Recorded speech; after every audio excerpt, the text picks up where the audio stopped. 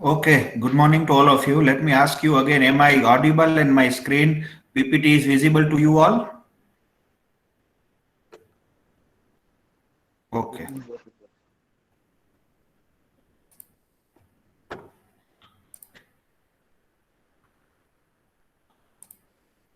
Okay.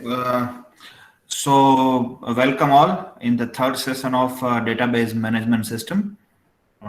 Let's quickly revise what we have done up till now. We have introduced the subject. We have also seen what is data, what is information, database, and database management system. We have already seen, and you have done some activity. And applications of database means where we can use the database means it is everywhere, right? Whenever you are using any software or website or application, uh, database is there. So all these applications like banking, reservations, universities, sales, retails, manufacturing, everywhere, right? Where whenever there is a software, there is a database. Then we have spent the entire last lecture on this one PPT, so you can understand how important it is. Just a minute. So class. Sorry.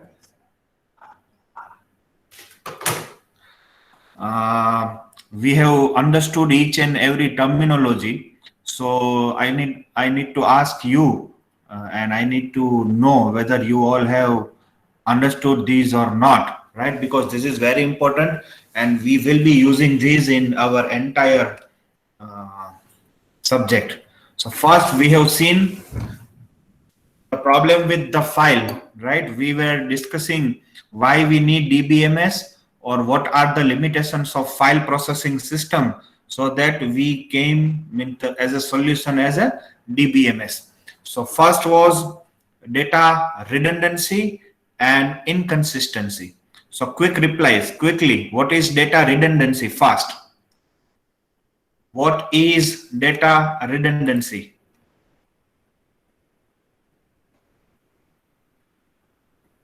Duplication of data, exactly, right? As I have told you, when we are having files, so different department will have their different file, so there will not be any centralized data. People will store the data as it is. So data redundancy is duplication of data. Now what is data inconsistency? What is the meaning of data inconsistency?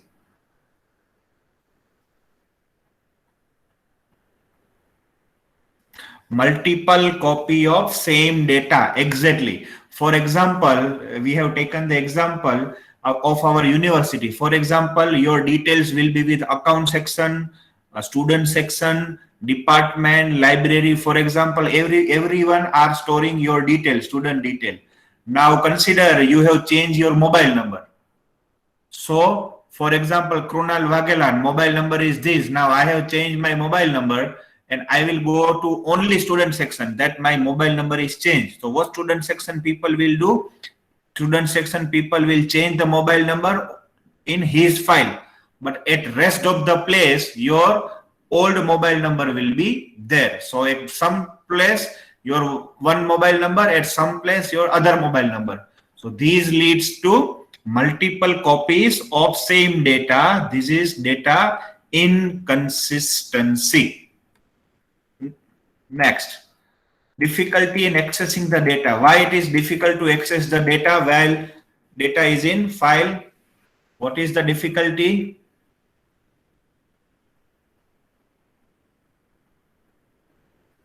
Filtering, extracting the data is hard. Yes, because see, we different people will need different data at the different time. For example, there is a bank manager.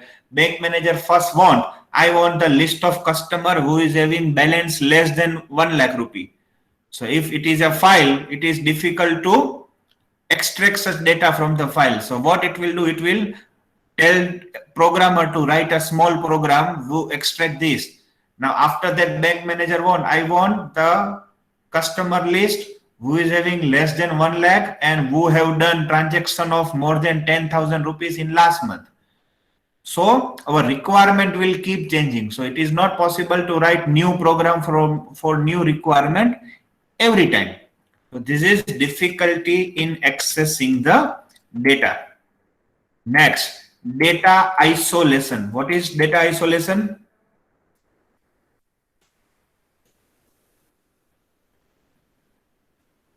So data isolation is problem when accessing the data at the same time. No, this is not data isolation.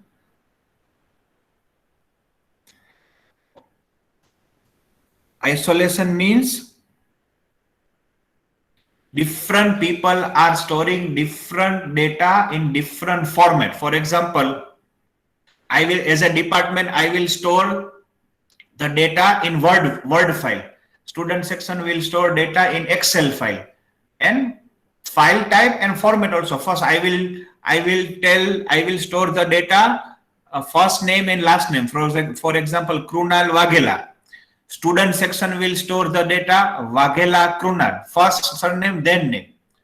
So every people will store the data at their convenience. Some consider birth date. Some people will tell, for example, my birth date is 9th October 1982. Some people will store like 9th, then October, then 1982. Some people will store like 09-10-10-1982. So if the data is in different file, different format and different structure, then it is very difficult. While this problem will not there in DBMS, because all the data will be stored centralized and the format of the data is common for all. Integrity problem. What is integrity problem?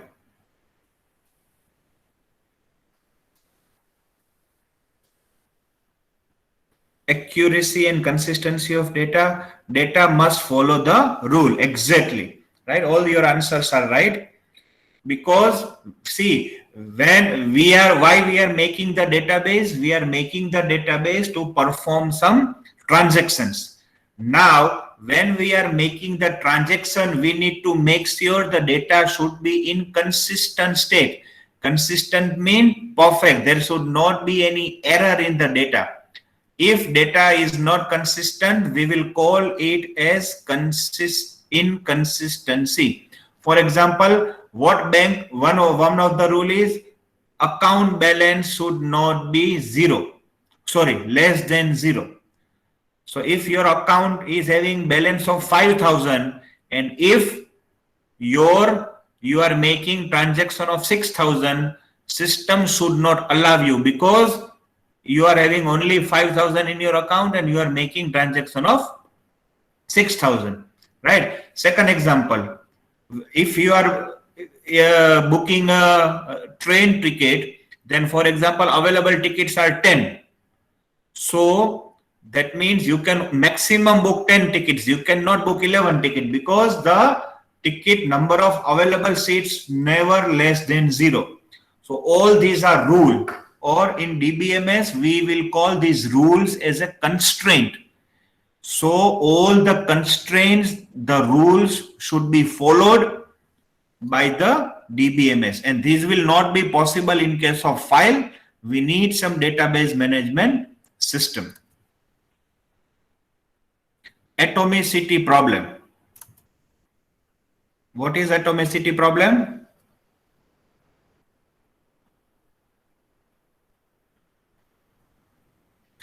Very good. Either the transaction should complete 100% or 0, right? For example, if you are transferring the money from your account to your friend's account, and what if money is deducted from your account and will not be credited in your friend's account? That means transaction is failure. For example, you are booking the ticket, money is deducted from your account and ticket is not booked. So what will happen? It will again make your database inconsistent. That means either the transaction should complete 0% or 100%. It is not like that 50% transaction completed and 50% is pending. So again, it is very difficult in case of file. You need DBMS, database management system. Concurrent access by multiple users. What is that?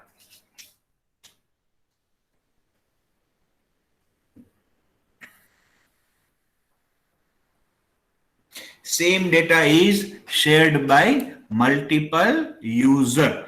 Great. We have taken example of joint account, right? For example, if you are having joint account, and same person will try to access the data at the same time, then it will cause database inconsistency. We have also taken the example. See, all these are the problem, and how DBMS is dealing with that we will be learning in this subject when we will be learning transaction management system subject. How DBMS doing, what are the various techniques to do this, all these things we are going to cover in the subject, or you can say syllabus. And the last one is security problem. So if your data is stored in file, you cannot guarantee any security. While your data is in, you can say DBMS, it is very secure thing. So up till now we have covered in our syllabus. So let's start, and today we are going to finish this unit number 1. Instance and schema. See, these I have already explained in 2 batches of lab, what is instance and what is schema. And third batch today I am going to teach them in the laboratory session. So I'm not going to teach right now what is instance and what is schema. So I am skipping this right now, and third batch I will be teaching them what is instance and schema today. Next topic is data independence. Now from the figure you can see at the left hand side over here, there are 3 levels are there. One is physical level, one is conceptual level, and one is external level. And if you see at physical level, hard disk, you can say this is hard disk where you are storing your actual data, and it is also named internal schema. See, I'm just going to explain what is all this internal schema and all. So at physical level, this is, you can call internal schema, conceptual schema, and external schema. Now I forgot the third batch to which definition is pending. So for that student, schema is nothing but database structure. Structure of the database is schema. Design, or you can say overall design, is schema, just to define, right? Detail we will be seeing in the lab. So now what you can understand from this figure, see, these are end users. Users see the view of data. Next is conceptual schema, and next is physical schema. So let me explain these by one again simple example. Consider I am opening an Excel file. I have opened one Excel file, or let me open a file with the data itself.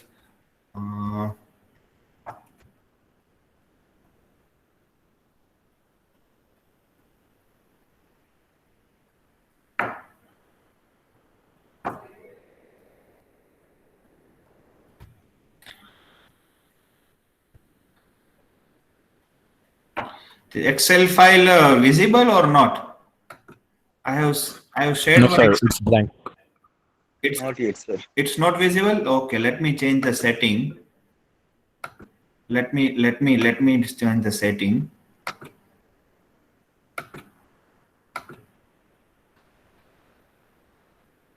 Now I think this is visible, right? Yes, sir. Okay. Now tell me, when I have created this Excel file, do I need to worry? Where this Excel file will be stored in the hard disk, or what is the location of this Excel file in the hard disk? Do I need to worry or not?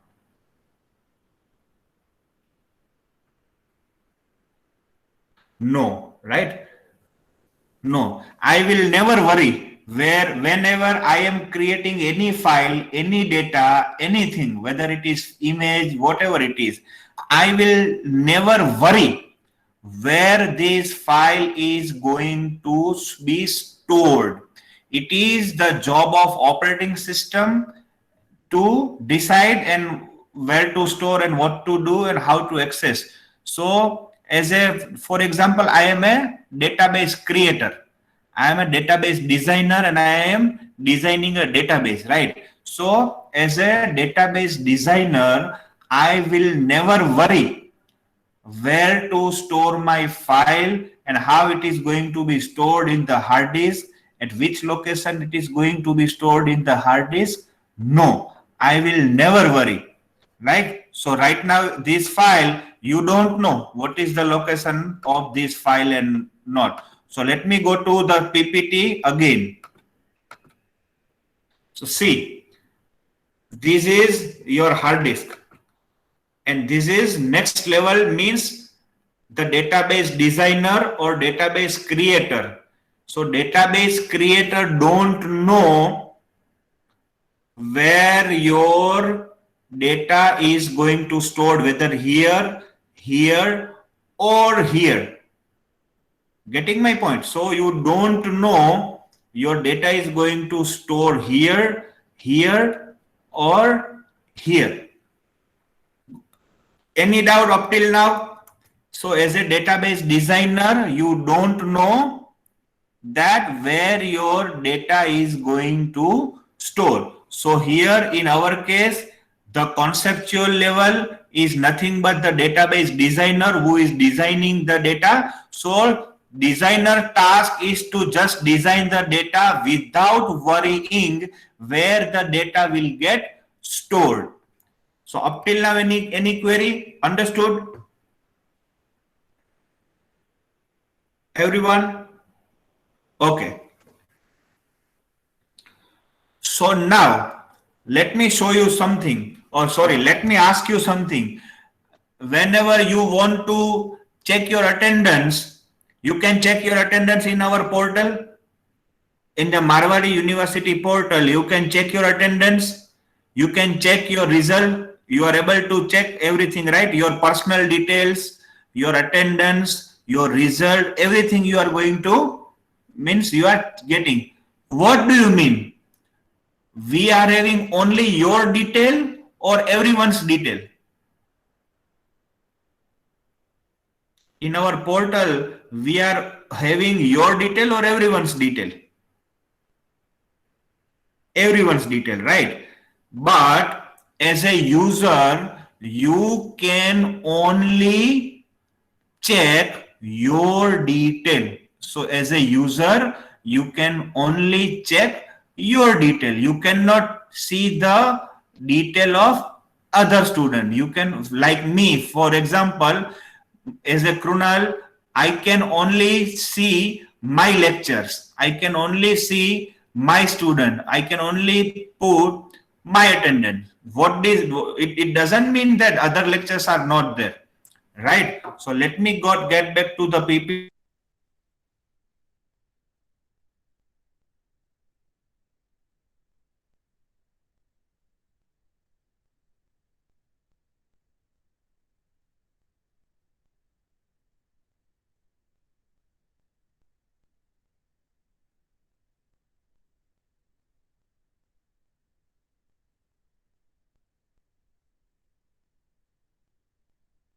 कहाँ गयो?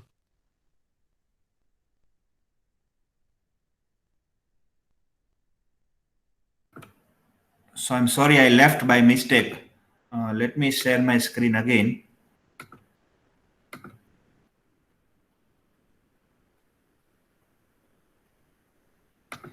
So see, these are the user like you. This is, for example, student 1 who can see the student detail of student himself only. This is second student who can see the detail of himself only. This is the third student. That means same data. See here in this data, details of every student is getting stored, but you can only see some portion of the data for which you are allowed. So this is external level.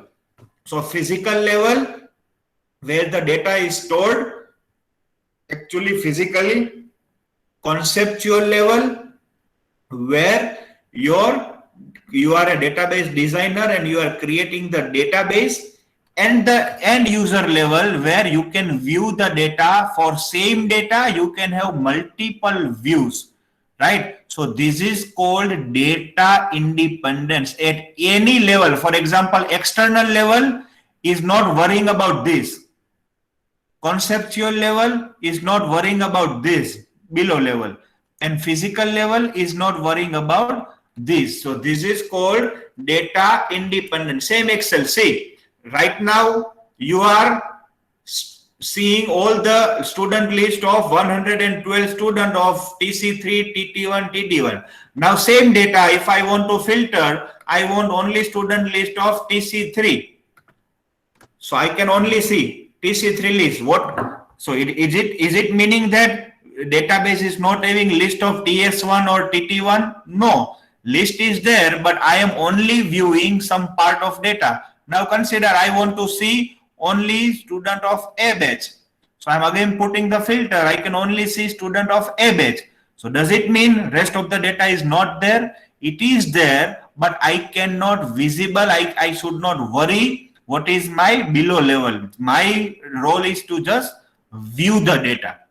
So same data you can have multiple views. So this is nothing but data independence. Any doubt? Data independence.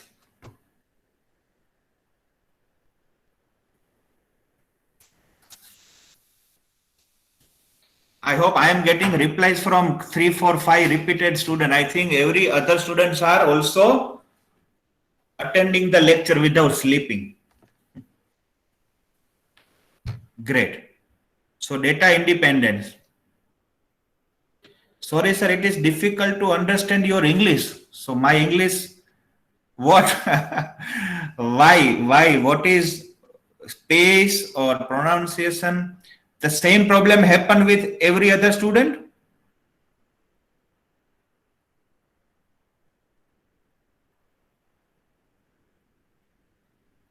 So I think what you can do, see, I am speaking very slowly. So what you can do, you can later on you can watch the recorded videos. So I think the rest of the students are understanding. So thank to God, my English is not having any problem. But yes, you can see my recorded videos later on, so you can understand it. So database application architecture. So such questions can be asked in the examination, like explain the architecture of database, or what is the 2-tier architecture, 3-tier architecture, something like that. The question can be asked.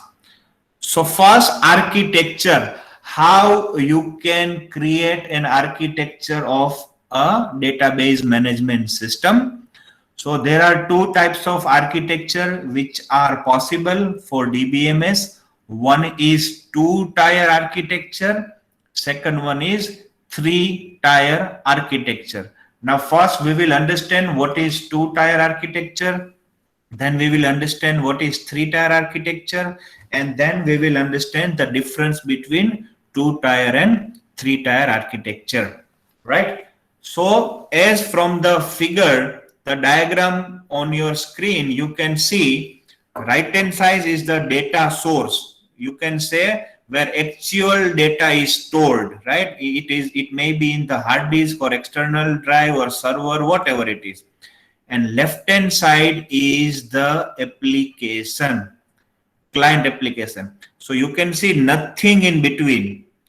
Client application can directly query the data and access the data directly, right? So that is the reason why these, you can say, a two-tier architecture, because see, in three-tier we will see there will be something in between, but in two-tier only client and database, nothing in between.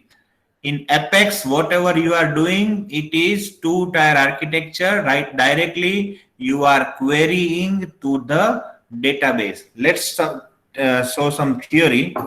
So there are, in two-tier architecture, there are two tier only. One is client application, we will call it as a client tier, and second one is database, so it is data tier. So left hand side, this is client tier and this is a data tier. Tier means level. What is the advantage? It is very easy to maintain and modification is easy because there is nothing in between. Client and the data, it is very much easy to modify the database. Communication is faster because, communication is faster because you are directly dealing with the database. Here, there is nothing in between, so communication is faster. Disadvantages. In two-tier architecture, application performance will be degraded upon increasing the user or cost ineffective. Right now, these are 3 users only.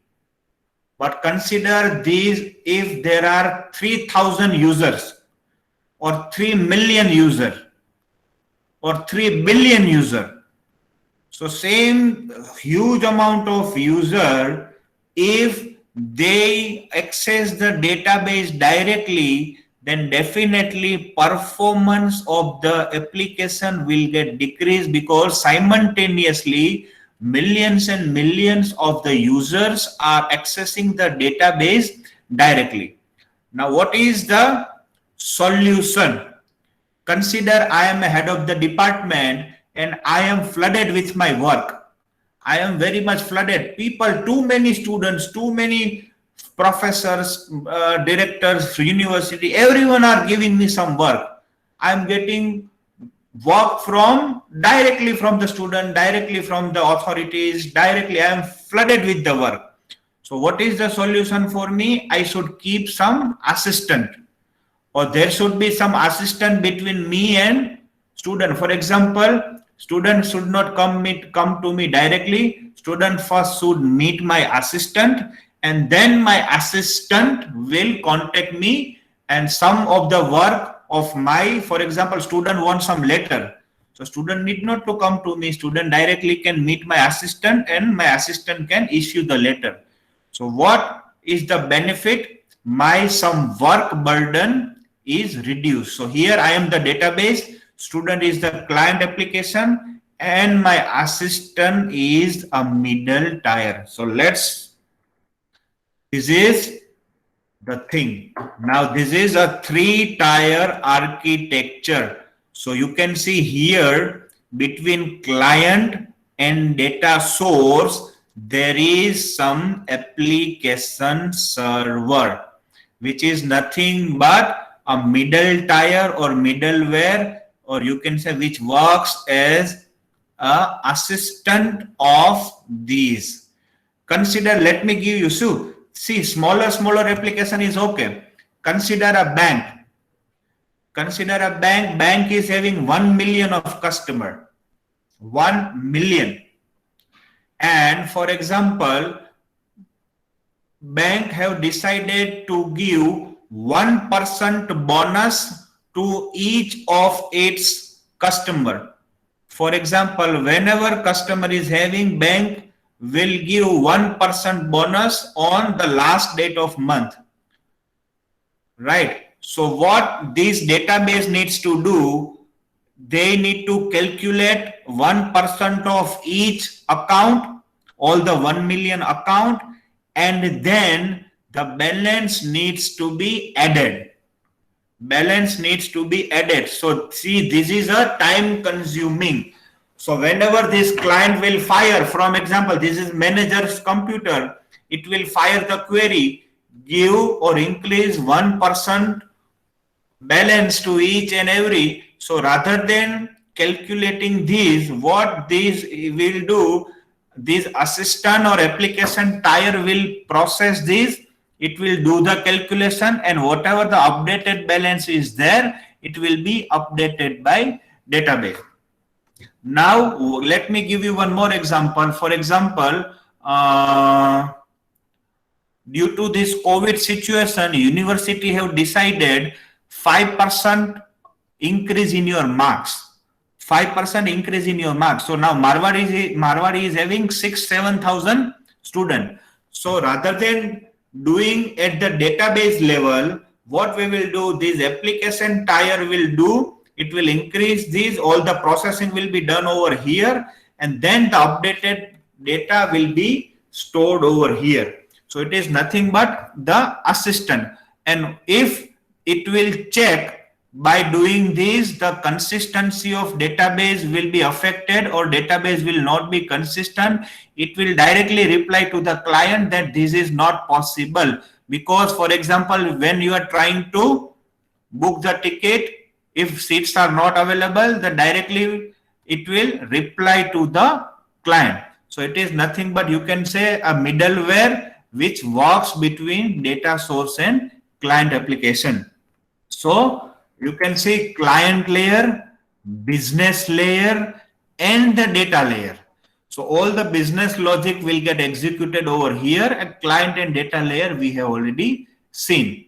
So what is the advantage is high performance. When I'm telling you the high performance in case of very large and bigger application, it will give you the very higher level of performance.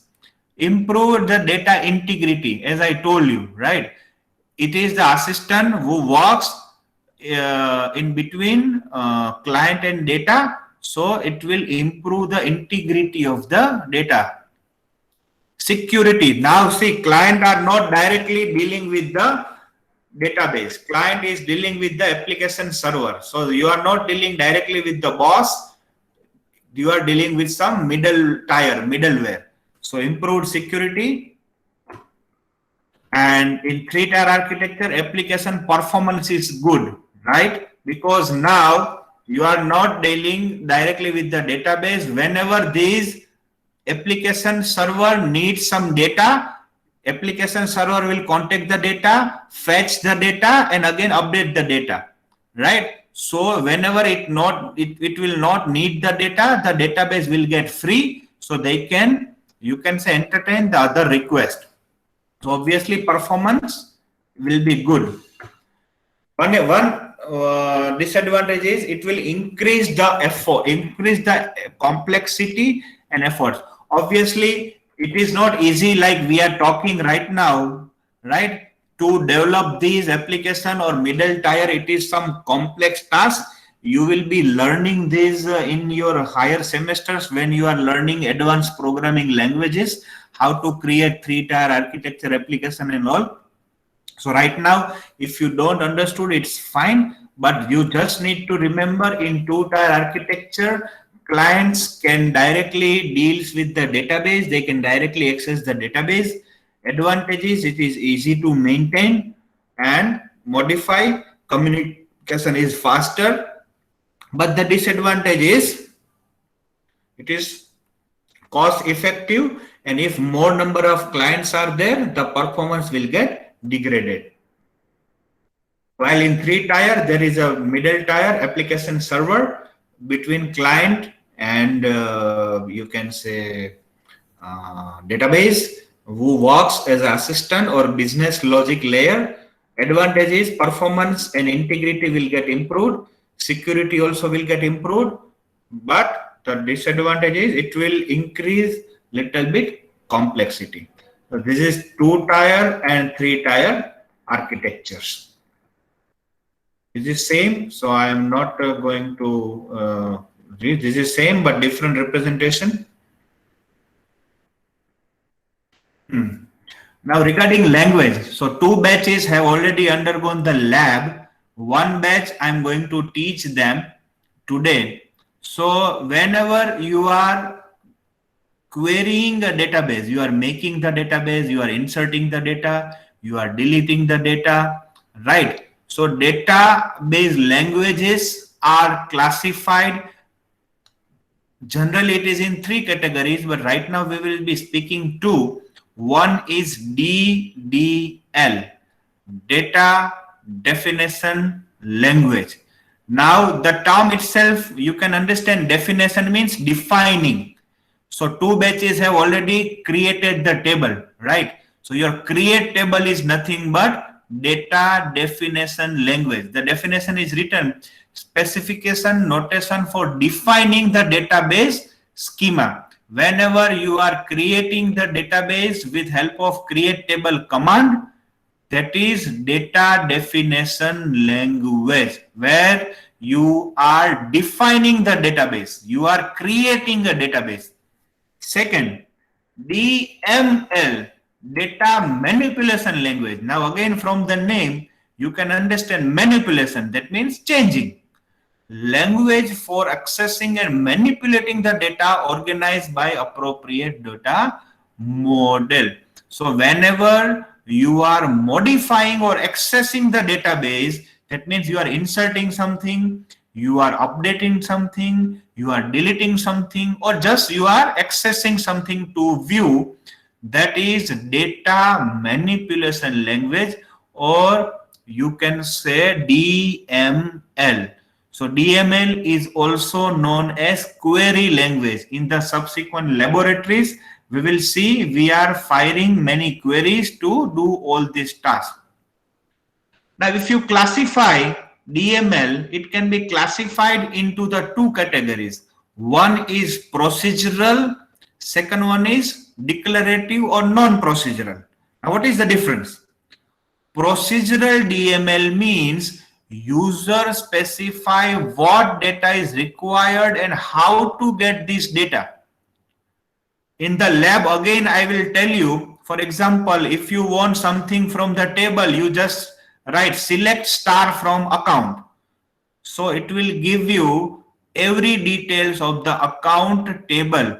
But here you are not specifying how to get the data. We will also see such queries where you need to specify, I want this data and I want this data by this way.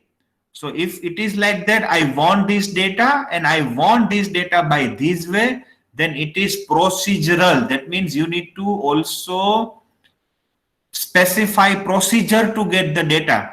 While in non-procedural, user specify what data is required without specifying how to get the data. And SQL, which we will be using into the laboratory, is a non-procedural language.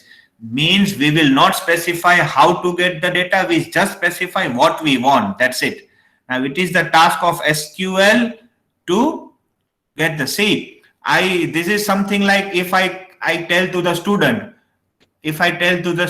come to my office. Now it is up to student how he will come. He will come by lift, he will come by front door, he will come by back door, something like that.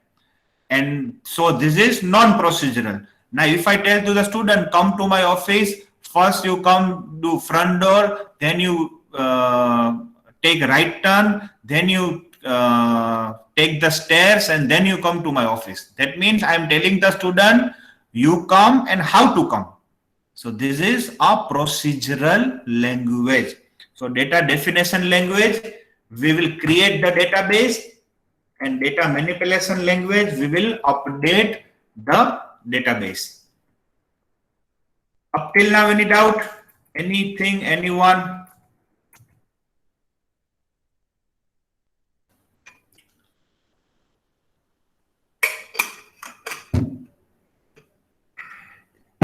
Okay, good. These all are small topics that, and slowly, when we will be moving towards our, you can say, other chapters, you will understand it clearly. Now, data models. So whenever you are in process of creating the database, there are various models that are available. 4 models I have listed over here: relational model, ER model, object oriented model, and network model. But in your 3rd semester DBMS subject, we will only deal with first 2, relational model and ER model. Our next unit or next chapter is ER model, and then next unit is relational model. So at that time, we will understand. Just to give you a hint, this is relational model. What is relational model? That you can understand by this: data is stored in terms of table. Relation is nothing but table. So data is stored in terms of you can say tables, rows and columns. So this table you can see customer ID, customer name, customer street, customer city, and account number, right? One more thing, see few more tables: customer table, account table, depositor table. So all the relations are stored, all the data are stored in the tables, and we in the laboratory we will be doing these only. We will be creating various tables and manipulating the data. So you need to remember relational model is, that's why sometimes DBMS is also called RDBMS. So RDBMS is relational database management system, and this is ER model. ER model is nothing but graphical representation of your database. Full form is entity relationship model. So in the next chapter, I will be telling you what is ER model and why, how we are using it and all. But you can see same. This is customer is a table. So this is table. These are the column: customer ID, customer name, customer street, customer city. Account is the table, and these are the columns. So ER model is nothing but graphical representation of model, same like you were drawing flowcharts of your C program. So this is ER model. Last topic of this particular unit number 1 is database users. So people have classified database users into the different 4 categories. You need to remember all these and various roles, means which type of people are database user basically. The first category or first type is Navy user. Navy is new, or you can say untrained. So what do you mean by Navy user? It is, these are unsophisticated users who interact with the system by invoking one of the application programs that have been written previously. For example, clerk of the university. See, whenever you are going to pay your fee, that fee clerk is not knowing how what is the database, how database will work, what is the constraint, what is the schema, what is the no. What he will do, he will be having some module to entry the data. He will just do the data entry. Same way if you go to student section. The student section clerk is not knowing what is this all database, what is the backend, what is the software, how it is work, how data is entered and all, right? His role is to just enter the data and generate the query or generate the report. That's it. If I ask him, give me the student who have not paid the fee, he will just run a report and he will give the report. Sir, this many students have not paid the fee. Simple. That's it. Right? So these type of users are called Navy user. So user interface from Navy is from form, right? It will fill some form or through some form, they will interact with the database. May also simply read the report generated from the database. So it is very unsophisticated and new user.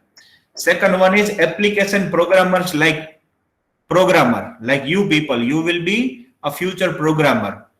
So application programmer are computer professional who write application program, can choose from many tools, develop user interface.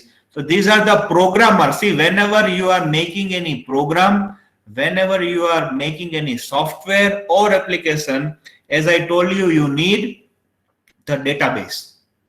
So application programmers who writes the application programs also create some database. So these are the second category. One is new user who just use the database.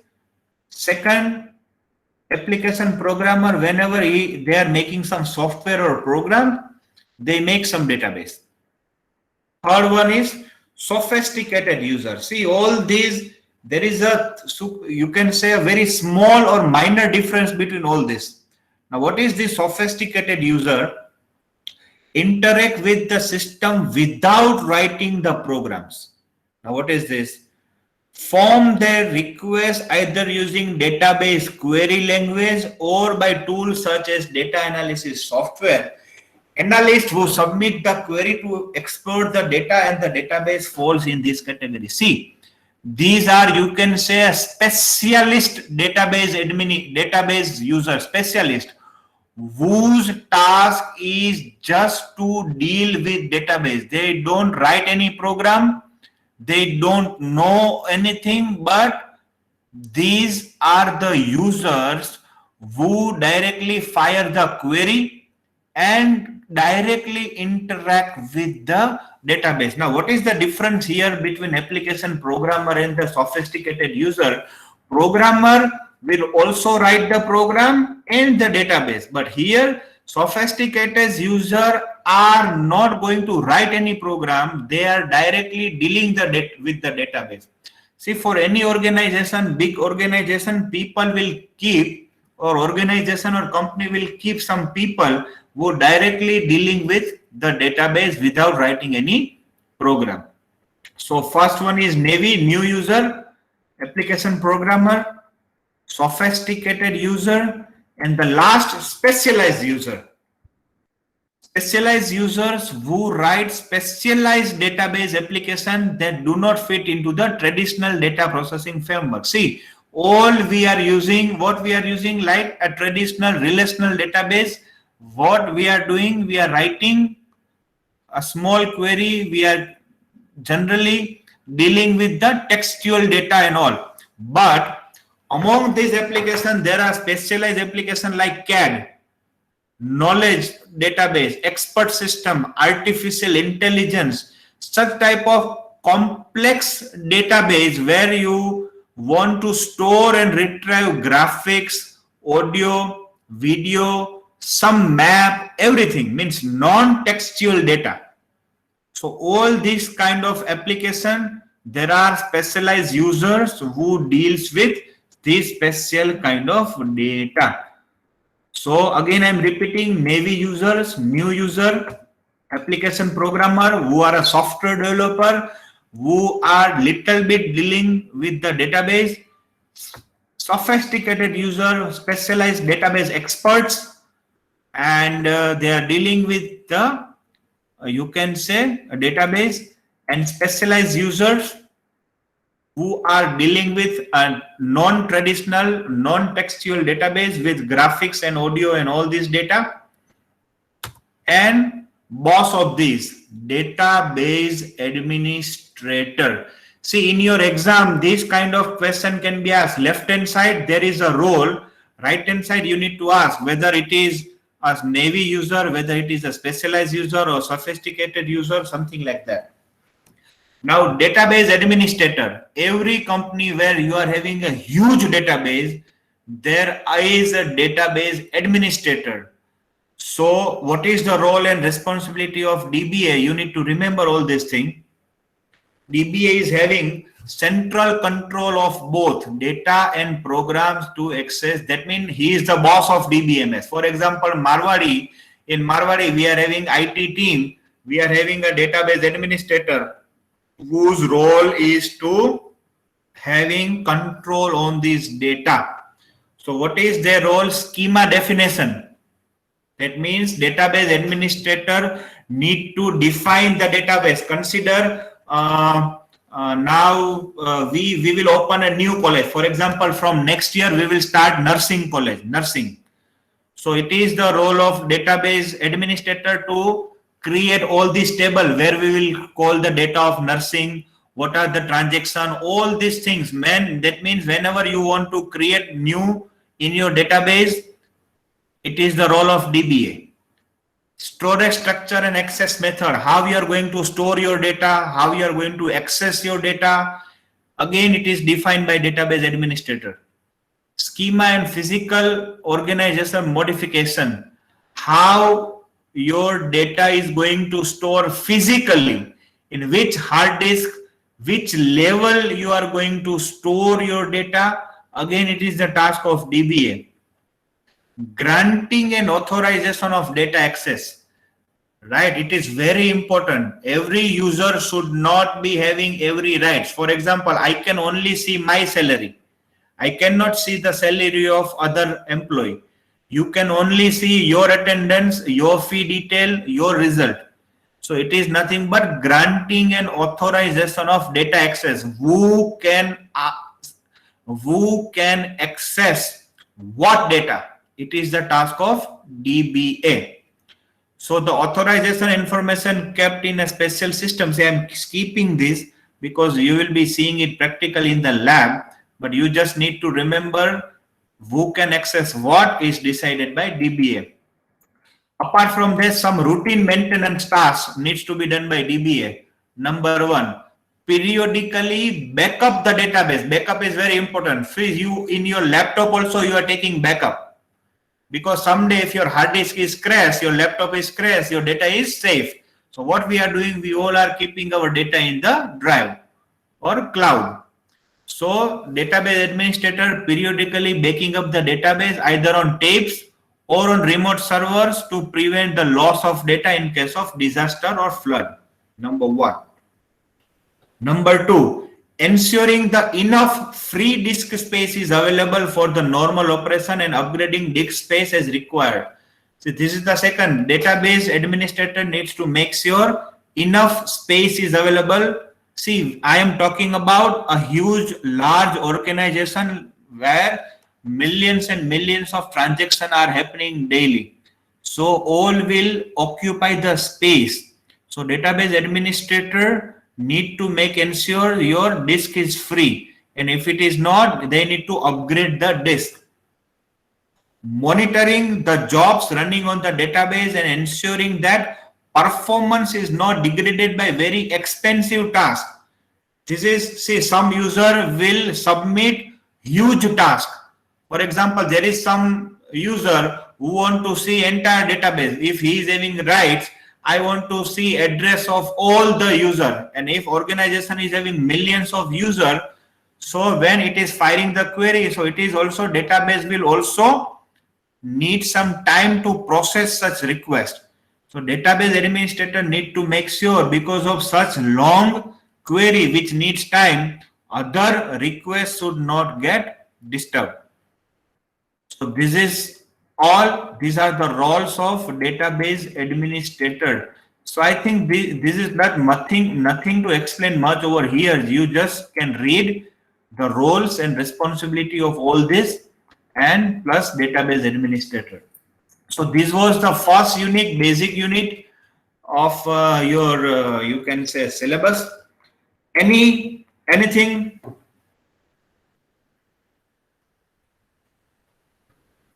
Flooding is certainly something come parallelly, like rain.